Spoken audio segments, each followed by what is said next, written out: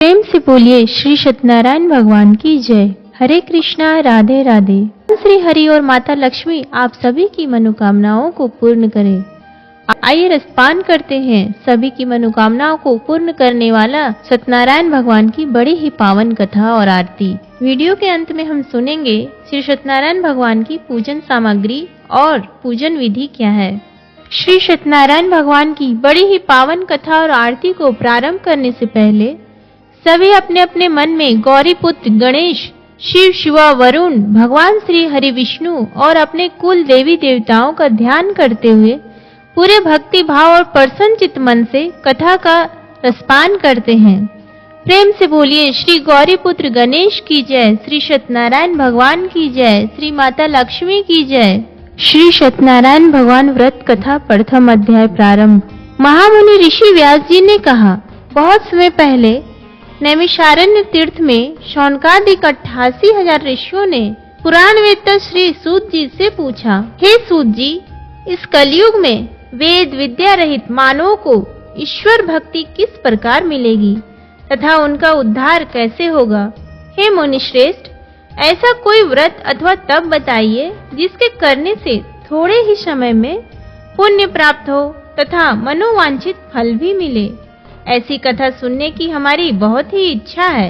इस प्रश्न पर शास्त्रों के ज्ञाता श्री सूत जी ने कहा, हे वैष्णवों में पूज्य, आप सभी ने प्राणियों के हित एवं कल्याण की बात पूछी है। अब मैं उस श्रेष्ठ व्रत को आप लोगों से कहूँगा जिसे श्रेष्ठ मुनि नारद जी ने श्री लक्ष्मी नारायण भगवान से पूछा था और श्री लक्ष्मी नारायण भगवान ने मुनि श्रेष्ठ नारद जी को बताया था। आप सभी श्रेष्ठगण यह कथा ध्यान से सुने।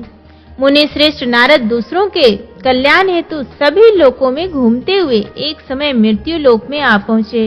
यहाँ बहुत सी योनियों में जन्मे प्रायः सभी मनुष्यों को अपने कर्मानुसार अनेक कष्टों से पीड़ित देखकर उन्होंने सोचा कि किस यत्न के कारण से निश्चय ही प्राणियों के कष्टों का निवारण हो सकेगा। मन में ऐसा विचार कर श्री नारद विष्णु लोक गए। वहां श्वेत वर्ण और 4 भुजाओं वाले देवों के ईश नारायण, जिनके हाथों में चक्र, शंख, गदा और पद्म थे तथा वरमाला पहने हुए थे, को देखकर उनकी स्तुति करने लगे। नारद जी ने कहा, हे भगवान, आप अति शक्तिवान हैं।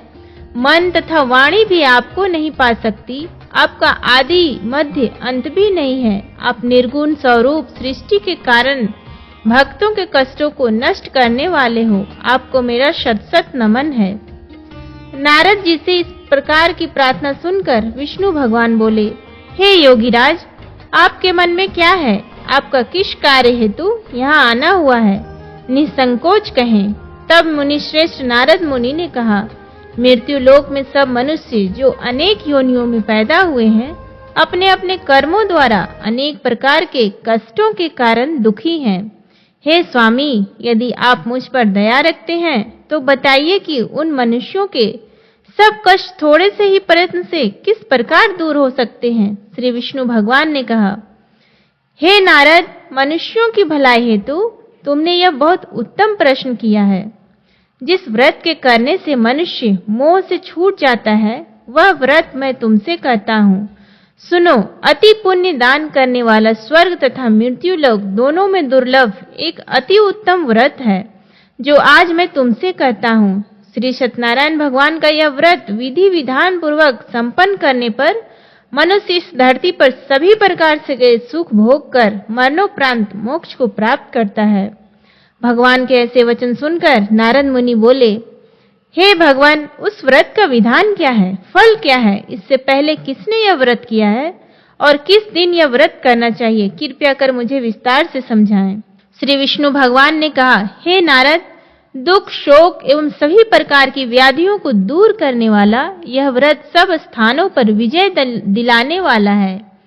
श्रद्धा और भक्ति के साथ किसी भी दिन मनुष्य संध्या के समय श्री सत्यनारायण भगवान की ब्राह्मणों और बंधुओं के साथ पूजा करें। भक्ति भाव से केले का फल, नैवेद्य, घी, शहद, शक्कर अथवा गुड़, दूध और गेहूं का आटा सवाया लेवे। गेहूं के अभाव में साठे का चूर्ण भी ले सकते हैं। इन सभी को भक्ति भाव से भगवान श्री सत्यनारायण को अर्पण करें। बंधु बांधवों सहित ब्राह्मणों को भोजन कराएं, इसके पश्चात ही स्वयं भोजन करें। रात्रि में श्री सत्यनारायण भगवान के गीत आदि का आयोजन कर श्री सत्यनारायण भगवान का स्मरण करता हुआ समय व्यतीत करें। इस तरह जो मनुष्य व्रत करेंगे उनकी सभी मनोकामनाएं अवश्य ही पूर्ण होंगी। विशेष रूप से कलयुग में मृत्यु लोक में यही एक ऐसा उपाय है जिससे अल्प समय और कम धन में महान पुण्य की प्राप्ति हो सकती है। इति श्री सत्यनारायण व्रत कथा प्रथम अध्याय संपूर्ण। बोलो सत्यनारायण भगवान की जय। श्री सत्यनारायण भगवान द्वितीय अध्याय प्रारंभ। महान संत सूत जी ने कहा, हे ऋषियों, जिन्होंने प्राचीन काल में इस व्रत को किया है उनका इतिहास मैं आप सबसे कहता हूँ, आप सब ध्यान से सुने। अति सुंदर काशीपुरी नगरी में एक अति निर्धन ब्राह्मण वास करता था। वह भूख और प्यास से बेचैन होकर हर समय दुखी रहता था। ब्राह्मणों से प्रेम करने वाले श्री विष्णु भगवान ने उसको दुखी देखकर एक दिन बूढ़े ब्राह्मण का वेश धारण कर निर्धन ब्राह्मण के पास जाकर बड़े आदर से पूछा, हे ब्राह्मण, तुम हर समय ही दुखी होकर पृथ्वी पर क्यों घूमते हो? हे श्रेष्ठ ब्राह्मण, अपनी व्यथा मुझसे कहो, मैं सुनना चाहता हूँ। कष्टों से घिरे उस ब्राह्मण ने कहा, मैं निर्धन ब्राह्मण हूँ, भिक्षा के लिए पृथ्वी पर मारा मारा फिरता हूँ। हे भगवान, यदि आप इससे मुक्ति पाने का कोई उपाय जानते तो कृपा कर मुझे बताएं। वृद्ध ब्राह्मण का रूप धारण किए हुए श्री विष्णु भगवान तब बोले, हे ब्राह्मण, श्री सत्यनारायण भगवान मनोवांछित फल देने वाले हैं, इसलिए तुम उनका विधि पूर्वक पूजन करो, जिसके करने से मनुष्य सभी दुखों से मुक्त हो जाता है। दरिद्र ब्राह्मण को व्रत का संपूर्ण विधान बतलाकर बूढ़े ब्राह्मण का रूप धरे श्री सत्यनारायण भगवान अंतर ध्यान हो गए। वृद्ध ब्राह्मण ने जिस व्रत को बतलाया है मैं उसको विधि विधान से करूंगा, ऐसा सुनिश्चय कर वह दरिद्र ब्राह्मण घर चला गया। परंतु उस रात उस ब्राह्मण को नींद नहीं आई। अगले दिन वह जल्दी उठा और श्री सत्यनारायण भगवान का व्रत करने का निश्चय कर भिक्षा मांगने के लिए चल दिया। उस दिन उसको भिक्षा में अधिक धन मिला, जिससे उसने पूजा का सारा सामान खरीदा और घर आकर अपने बंधु बांधवों के साथ विधि पूर्वक भगवान श्री सत्यनारायण का व्रत किया। इसके करने से वह गरीब ब्राह्मण सब कष्टों से छूटकर अति धनवान हो गया। उस समय से वह ब्राह्मण हर मास व्रत करने लगा। श्री सत्यनारायण भगवान के व्रत को जो शास्त्र विधि के अनुसार श्रद्धा पूर्वक करेगा वह सब कष्टों से छूटकर मोक्ष प्राप्त करेगा। जो भी मनुष्य श्री सत्यनारायण भगवान का व्रत करेगा वह सब कष्टों से छूट जाएगा। इस तरह नारद जी से श्री सत्यनारायण भगवान का कहा हुआ यह व्रत मैंने तुमसे कहा। हे श्रेष्ठ ब्राह्मणों, अब आप और क्या सुनना चाहते हैं मुझसे कहें। तब ऋषियों ने कहा, हे मुनीश्वर, संसार में इस विप्र से सुनकर किस किस ने इस व्रत को किया, हम सब सुनना चाहते हैं। मुनियों से ऐसा सुनकर श्री सूत जी ने कहा, हे मुनिगण, जिस जिस प्राणी ने इस व्रत को किया है उन सब की कथा सुनो। एक समय वह धनी ब्राह्मण बंधु बांधवों के साथ शास्त्र विधि के अनुसार अपने घर पर श्री सत्यनारायण भगवान का व्रत कर रहा था। उसी समय एक लकड़ी बेचने वाला बूढ़ा व्यक्ति वहां आया। उसने सिर पर रखा लकड़ियों का गट्ठर बाहर रख दिया और ब्राह्मण के मकान में पानी पीने चला गया। प्यास से बेचैन लकड़हारे ने विप्र को व्रत करते देखा। वह प्यास को भूल गया। उसने विप्र का अभिनंदन किया और पूछा, हे ब्राह्मण, आप यह किसका पूजन कर रहे हैं? इस व्रत को करने से क्या फल मिलता है? कृपया कर मुझे बताएं।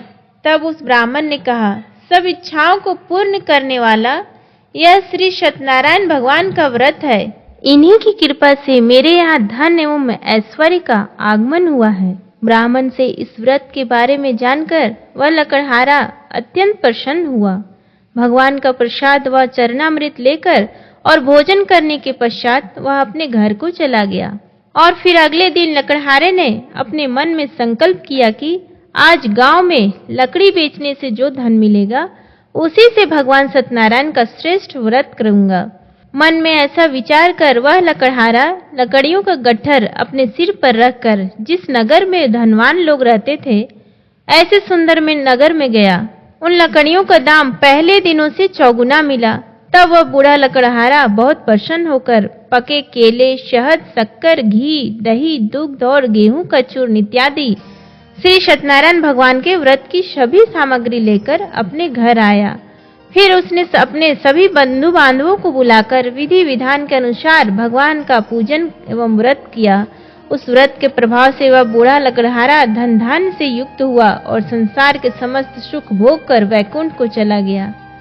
इति श्री सत्यनारायण व्रत कथा द्वितीय अध्याय संपूर्ण। बोलो सत्यनारायण भगवान की जय, माता लक्ष्मी की जय, श्री गणेश की जय। श्री सत्यनारायण भगवान तृतीय अध्याय प्रारंभ। श्री सुखदेव जी बोले, हे श्रेष्ठ मुनियों, अब मैं आगे की एक कथा कहता हूँ। प्राचीन काल में उल्कामुख नाम का एक महान ज्ञानी राजा था। वह जितेंद्रिय और सत्य वक्ता था। प्रतिदिन मंदिरों में जाता तथा गरीबों को धन देकर उनके दुखों को दूर करता था।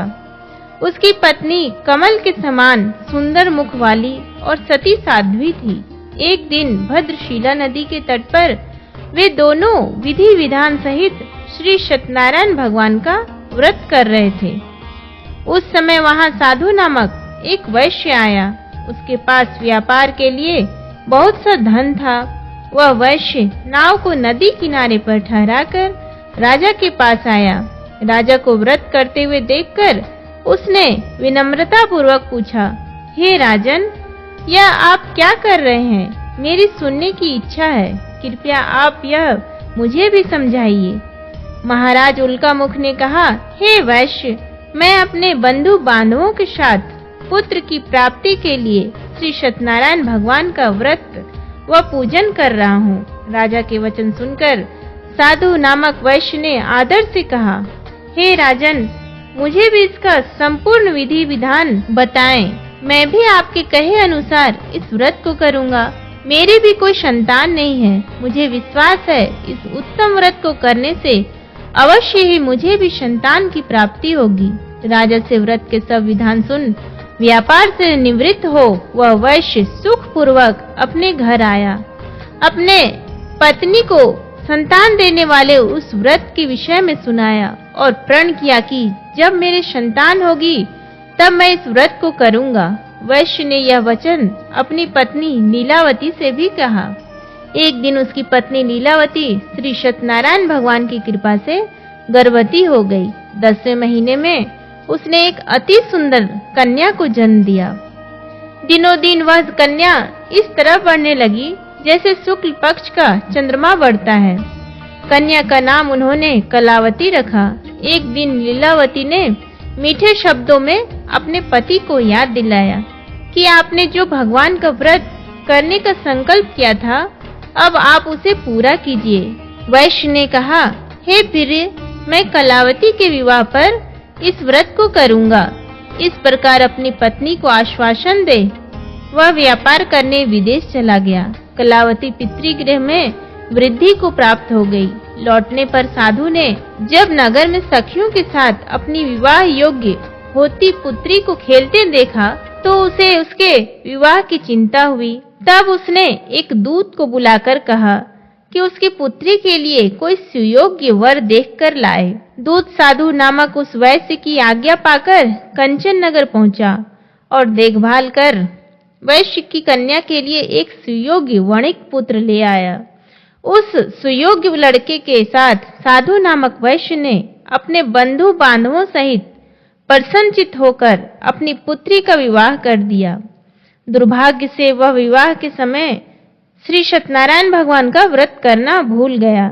इस पर श्री सत्य भगवान अत्यंत क्रोधित हो गए। उन्होंने वैश्य को श्राप दिया कि तुम्हें दारुण दुख प्राप्त होगा। और फिर अपने कार्य में कुशल वह वैश्य अपने दामाद सहित नावों का बेड़ा लेकर व्यापार करने के लिए सागर के समीप स्थित रत्नसारपुर नगर में गया। रत्नसारपुर पर चंद्रकेतु नामक राजा राज करता था। दोनों ससुर जमाई चंद्रकेतु राजा के उस नगर में व्यापार करने लगे। एक दिन भगवान श्री सत्यनारायण की माया से प्रेरित एक चोर राजा चंद्रकेतु का धन चुराकर भाग रहा था। राजा के दूतों को अपने पीछे तेजी से आते देखकर चोर ने घबराकर राजा के धन को उस वैश्य की नाव में चुपचाप छुपा दिया, जहां वे ससुर जमाई ठहरे हुए थे, और भाग गया। जब राजदूतों ने उस वैश्य के पास राजा के धन को रखा देखा तो उन्होंने उन ससुर दामाद को ही चोर समझा। वे उन ससुर दामाद दोनों को बांधकर ले गए और राजा के समीप जाकर बोले, आपका धन चुराने वाले ये दो चोर हम पकड़ कर लाए हैं, देखकर आज्ञा दें। तब राजा ने बिना उस वैश्य की बात सुने उन्हें कारागार में डालने की आज्ञा दे दी। इस प्रकार राजा की आज्ञा से उनको कारावास में डाल दिया गया तथा उनका सारा धन भी छीन लिया गया। श्री सत्यनारायण भगवान के श्राप के कारण उस वैश्य की पत्नी लीलावती व पुत्री कलावती भी घर पर बहुत दुखी हुई। उनका सारा धन चोर चुरा कर ले गए। मानसिक व शारीरिक पीड़ा तथा भूख प्यास से अति दुखी हो भोजन की आस में कलावती एक ब्राह्मण के घर गई। उसने ब्राह्मण को श्री सत्यनारायण भगवान का व्रत विधि पूर्वक करते देखा। उसने कथा सुनी तथा श्रद्धा पूर्वक प्रसाद ग्रहण कर रात को घर आई। माता ने कलावती से पूछा, हे पुत्री, तू अब तक कहाँ रही? मैं तेरे लिए बहुत चिंतित थी। माता के शब्द सुन कलावती बोली, हे माता, मैंने एक ब्राह्मण के घर श्री सत्यनारायण भगवान का व्रत होते देखा है और मेरी भी उस उत्तम व्रत को करने की इच्छा है। माता ने कन्या के वचन सुनकर पति द्वारा व्रत करने का पूर्व में किया गया संकल्प याद करते हुए श्री सत्यनारायण भगवान के पूजन की तैयारी की। उसने बंधुओं सहित श्री सत्यनारायण भगवान का पूजन व व्रत किया और वर मांगा कि मेरे पति और दामाद शीघ्र ही घर लौट आए। साथ ही विनती की कि हे प्रभु, अगर हमसे कोई भूल हुई हो तो हम सबका अपराध क्षमा करो। श्री सत्यनारायण भगवान इस व्रत से प्रसन्न हो गए। उन्होंने राजा चंद्रकेतु को स्वप्न में दर्शन देकर कहा, हे राजन, जिन दो वैश्यों को तुमने बंदी बना रखा है वे निर्दोष हैं, उन्हें प्रातः ही छोड़ दो। उनका सब धन जो तुमने अधिग्रहित किया है लौटा दो, अन्यथा मैं तुम्हारा राज्य, धन, पुत्रादि सब नष्ट कर दूंगा। राजा से ऐसे वचन कहकर भगवान अंतर ध्यान हो गए और फिर प्रातःकाल राजा चंद्रकेतु ने दरबार में सबको अपना स्वप्न सुनाया और सैनिकों को आज्ञा दी कि दोनों वैश्यों को कैद से मुक्त कर दरबार में ले आए। दोनों ने आते ही राजा को प्रणाम किया। राजा ने कोमल वचनों में कहा, हे महानुभावों, तुम्हें अज्ञातवश ऐसा कठिन दुख प्राप्त हुआ है, अब तुम्हें कोई भय नहीं है, तुम मुक्त हो। ऐसा कहकर राजा ने उनको नए नए वस्त्र आभूषण पहनाए तथा उनका जितना धन लिया था उससे दुगुना लौटाकर आदर से विदा किया। दोनों वैश्य अपने घर को चल दिए। इति श्री सत्यनारायण व्रत कथा 3 अध्याय संपूर्ण। बोलो श्री सत्यनारायण भगवान की जय।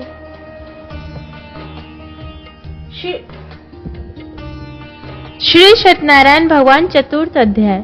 सूत जी ने आगे कहा, वैश्य ने यात्रा प्रारंभ की और अपने नगर की ओर चला। उनके थोड़ी दूर आगे बढ़ने पर दंडी वेशधारी श्री सत्यनारायण भगवान ने उसकी परीक्षा लेने हेतु उससे पूछा, हे वैश्य, तेरी नाव में क्या है? अभिमानी वणिक हंसता हुआ बोला, हे दंडी, आप ऐसा क्यों पूछ रहे हो? क्या धन लेने की कामना है? मेरी नाव में तो बेल और पत्ते भरे हैं। वैश्य के ऐसे वचन सुनकर दंडी वेशधारी श्री सत्यनारायण भगवान बोले, तुम्हारा ही वचन सत्य हो। ऐसा कहकर वे वहां से चले गए और कुछ दूर जाकर समुद्र के तट पर बैठ गए कि वह अभी माफी मांगने तथा अपना पश्चाताप करने आता होगा।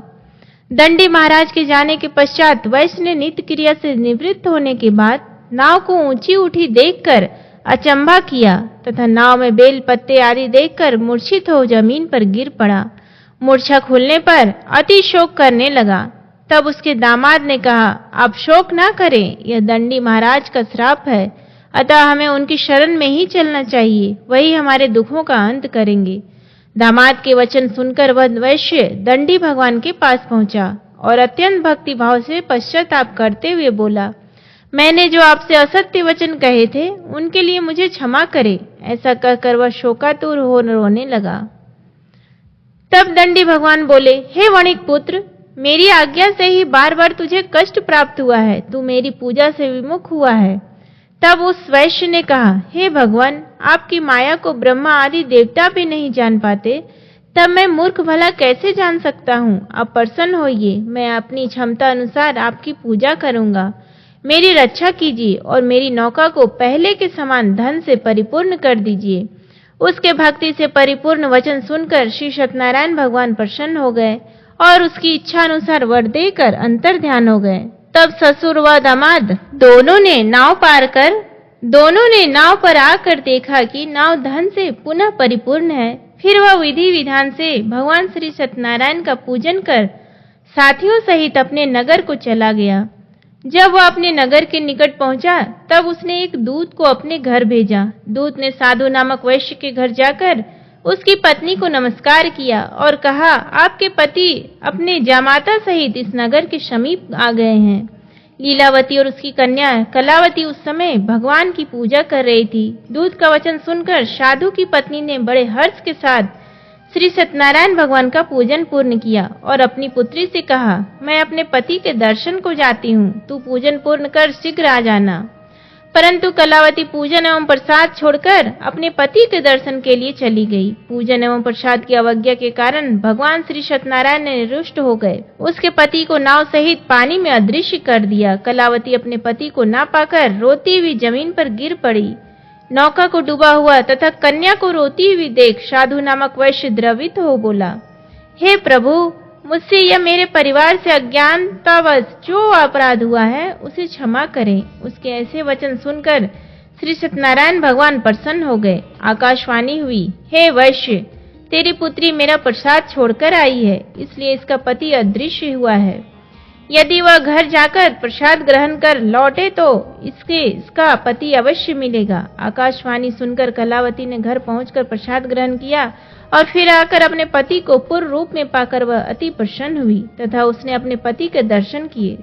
तत्पश्चात साधु वैश्य ने वही बंधु बांधवों सहित भगवान श्री सत्यनारायण का विधि पूर्वक पूजन किया। वह इस लोक के सभी प्रकार के सुख भोग कर अंत में मोक्ष को प्राप्त हुआ। इति श्री सत्यनारायण व्रत कथा चतुर्थ अध्याय संपूर्ण। बोलो सत्यनारायण भगवान की जय।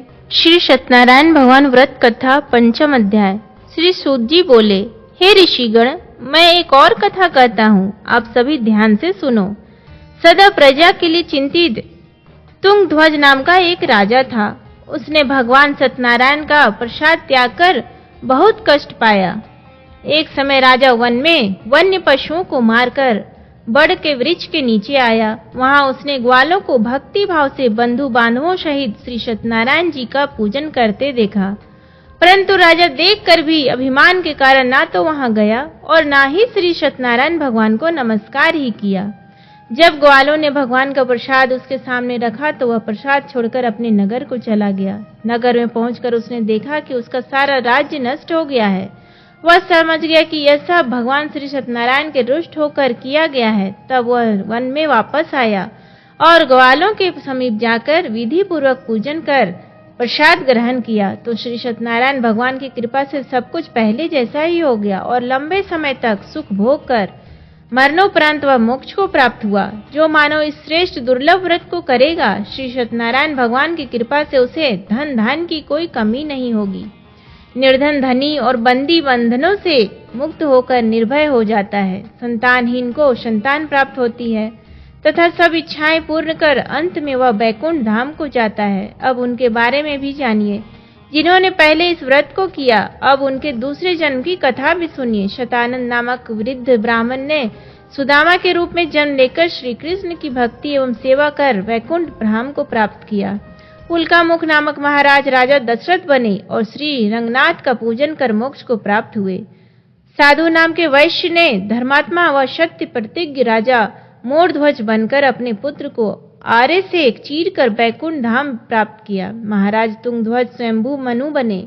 उन्होंने बहुत से लोगों को भगवान की भक्ति में लीन कराकर वैकुंठ धाम प्राप्त किया। लकड़हारा अगले जन्म में गुह नामक निषाद राजा बना, जिसने राम के चरणों की सेवा कर अपने सभी जन्मों को संवार लिया। इति श्री सत्यनारायण व्रत कथा पंचम अध्याय संपूर्ण। बोलो श्री सत्यनारायण भगवान की जय। आइए अब हम प्रारंभ करेंगे आरती। ओम जय जगदीश हरे, स्वामी जय जगदीश हरे। भक्त जनों के संकट, भक्त जनों के संकट क्षण में दूर करे। ओम जय जगदीश हरे। जो ध्यावे फल पावे, दुख विनसे मन का। सुख संपत्ति घर आवे, कष्ट मिटे तन का। ओम जय जगदीश हरे। मात पिता तुम मेरे, शरण गहूँ किसकी। तुम बिन और न दूजा, आस करूं जिसकी। ओम जय जगदीश हरे। तुम पूर्ण परमात्मा, तुम अंतर्यामी। पार ब्रह्म परमेश्वर, तुम सबके स्वामी। ओम जय जगदीश हरे। तुम करुणा के सागर, तुम पालन करता। मैं मूरख खल कामी, कृपा करो भरता। ओम जय जगदीश हरे। तुम हो एक अगोचर, सबके प्राणपति। किस विधि मिलूं दया मैं तुमको, मैं कुमति। ओम जय जगदीश हरे। दीन बंधु दुख हरता, तुम ठाकुर मेरे। करुणा हस्त बढ़ाओ, द्वार पड़ा तेरी। ओम जय जगदीश हरे। विषय विकार मिटाओ, पाप हरो देवा। श्रद्धा भक्ति बढ़ाओ, संतन की सेवा। ओम जय जगदीश हरे। श्री जगदीश जी की आरती जो कोई नर गावे। कहत शिवानंद स्वामी, सुख संपत्ति पावे। ओम जय जगदीश हरे।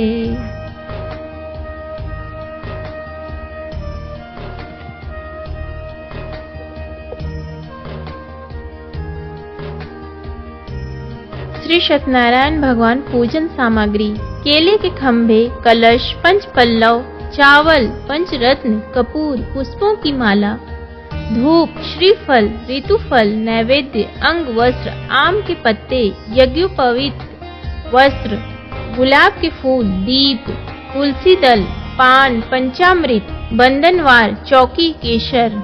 पूजन विधि: श्री सत्यनारायण भगवान व्रत करने वाला पूर्णिमा एवं संक्रांति के दिन किसी भी समय स्नान आदि कर्मों से निवृत्त होकर पूजा स्थल में आसन पर बैठकर श्रद्धा पूर्वक श्री गणेश, वरुण, गौरी, विष्णु आदि सभी देवताओं का स्मरण कर पूजन करें तथा संकल्प ले कि मैं सदा श्री सत्यनारायण भगवान की पूजा तथा कथा श्रवण करूंगा।